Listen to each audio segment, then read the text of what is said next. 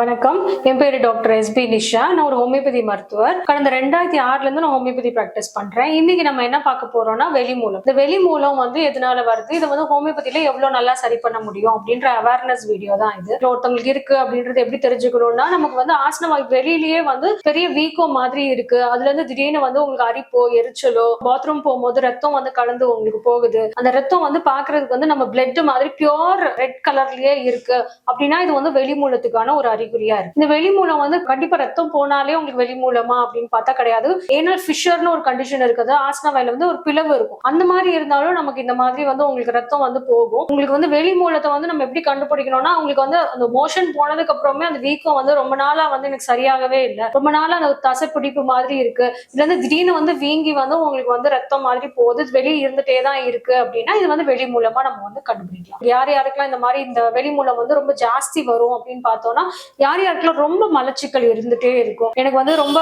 ஜாஸ்தி மலச்சிக்கல் இருந்துட்டே இருக்கு, கண்டினியூஸா ஒரு 6 மாசமா டைட்டா தான் மோஷன் போகுது, நானும் எவ்வளவு டேப்லெட் சாப்பிடுறேன், நிறைய ஃபைபர் கண்டென்ட் ஃபுட் எடுத்துக்கிறேன், அப்படி இருந்துமே எனக்கு இந்த கான்ஸ்டிபேஷனா இருக்கு, மலச்சிக்கல் ப்ராப்ளம் இருக்கு அப்படின்னா உங்களுக்கு இந்த வெளிமூலம் வர்றதுக்கு நிறைய சான்சஸ் உங்களுக்கு இருக்கு. அதே மாதிரி நம்ம நிறைய தண்ணி ஜாஸ்தி நம்ம குடிக்கல, அடிக்கடி நமக்கு ஹைட்ரேஷன் நிறைய நம்ம பண்ணல அப்படின்னாலும் இந்த வெளிமூலம் வர்றதுக்கு நிறைய சான்சஸ் இருக்கு. சில பேருக்கு ப்ளூ கலர்லயே அந்த இடத்துல அந்த ஒரு பெரிய வீக்கம் மாறிடும். அந்த உள்ள ரத்த கட்டும் இருக்கும் சில பேருக்கு. சோ ரத்த கட்டு இருக்கும் போதெல்லாம் ரொம்ப வலி ரொம்ப வெண்ணுன்னு தெரிக்கும். ஏன்னா உள்ள அந்த ரத்த கட்டு இருக்கனால அது கரைஞ்சு போறதுக்கோ இல்லாட்டி அது உங்களுக்கு வெடிச்சு ரத்தமா வர்ற வரைக்குமே, அது ரிலீஸ் ஆகிற வரைக்குமே நமக்கு ரொம்ப பெயின் இருக்கும். இந்த மாதிரி நேரத்துல நீங்க டிராவலிங் பண்றீங்க இல்லாட்டி ரொம்ப நேரம் ஒரு சீட்லயே உட்கார்ந்து இருக்கிறீங்க அப்படின்னாலும் அந்த பிரஷர்லயே வெளிமூலம் ரொம்ப ஜாஸ்தி ஆகிறதுக்கும் நிறைய சான்சஸ் இருக்கு. இதே மாதிரி நம்ம பார்க்கும்போது இப்ப பாத்ரூம்ல போகும்போது நிறைய பேருக்கு பார்த்தோம்னா ரொம்ப ஸ்ட்ரெயின் கொடுக்கறதுனால நிறைய பேருக்கு அந்த ப்ளீடிங்கே ஆயிடும். அந்த மலச்சிக்கலை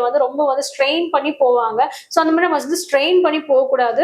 முடிஞ்ச அளவுக்கு நிறைய ஃபைபர் கண்டென்ட் ஃபுட்டு நிறைய எடுத்துக்கணும். நார்ச்சத்து உள்ளது நிறைய ஃப்ரூட்ஸ் வெஜிடபிள்ஸ் எல்லாம், பச்சை காய்கறிகள் நிறையவே நம்ம சாப்பிட்டோம்னா நமக்கு நார்ச்சத்து நிறைய சேரும். நான்வெஜ் இந்த மாதிரி எல்லாம் நம்ம கொஞ்சம் அவாய்ட் பண்ணிடணும். ஏன்னா அதெல்லாம் உங்களுக்கு மலத்தை இருக்கதான் செய்யும். உங்களுக்கு இந்த மாதிரி இருக்கிறவங்க என்ன பண்ணணும்னா, ரொம்ப நேரம் பாத்ரூம்ல ரொம்ப ஸ்ட்ரெயின் பண்ணி பாத்ரூம் போறது, ஒரு தொடர்ச்சியா ஒரு 10 மினிட்ஸ்க்கு மேல நீங்க பாத்ரூம்ல எனக்கு வரலைனாலும் நான் ஸ்ட்ரெயின் பண்ணி நான் போறேன், அந்த மாதிரி ஸ்ட்ரெயின் பண்ணக்கூடாது. ரொம்ப வெயிட் தூக்க கூடாது.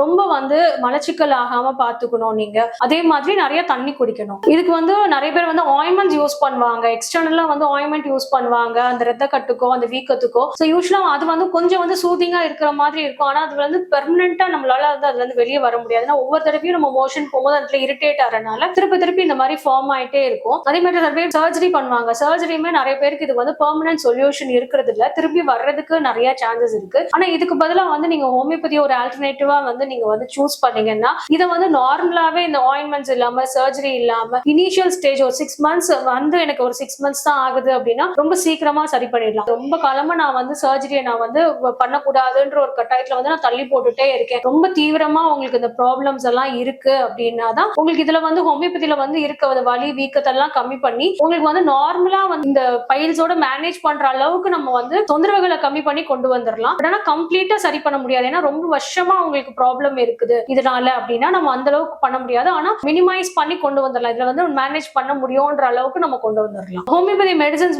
எதனால எக்ஸ்டர்னல் பைல்ஸுக்கு பெஸ்ட் அப்படின்னு பார்த்தோம்னா, இது நேச்சுரல் மெடிசன்ஸ். உங்களுக்கு எந்த விதமான சைடு எஃபெக்ட்ஸுமே கிடையாது. அதே மாதிரி மெடிசன்ஸ் நீங்க சாப்பிடும் போது இந்த உணவு கட்டுப்பாடுகள் இதெல்லாம் நீங்க அவாய்ட் பண்ணணும், இதெல்லாம் நீங்க சாப்பிடணும் அப்படின்ற உணவு கட்டுப்பாடும் உங்களுக்கு கிடையாது. என்ன ஏஜ் உள்ளவங்களும் நீங்க சாப்பிடலாம். ரொம்ப ஏஜ் ஆயிடுச்சு, இந்த தொந்தரவு ரொம்ப காலமா இருக்குது அப்படின்னாலுமே நீங்க தாராளமா நீங்க ஹோமியோபதி எடுத்துக்கலாம். உங்களுக்கு இருக்க தொந்தரவுகள் படிப்படியா உங்களுக்கு கம்மியாகும். ஸோ இது ரிலேட்டடா உங்களுக்கு எதுவும் டவுட்ஸ் இருந்ததுன்னா கமெண்ட் செக்ஷன்ல கொடுங்க, நான் ரிப்ளை பண்றேன். நன்றி, வணக்கம்.